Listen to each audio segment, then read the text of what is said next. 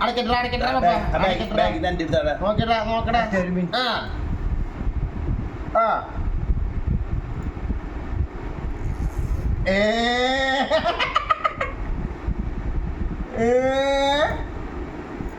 എവിടെയാ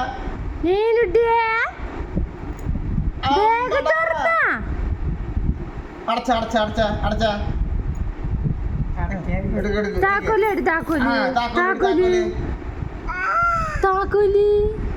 താക്കോല് എവിടെയാ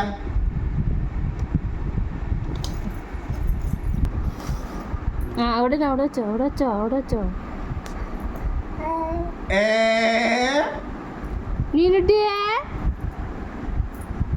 നിന്നോട്ട്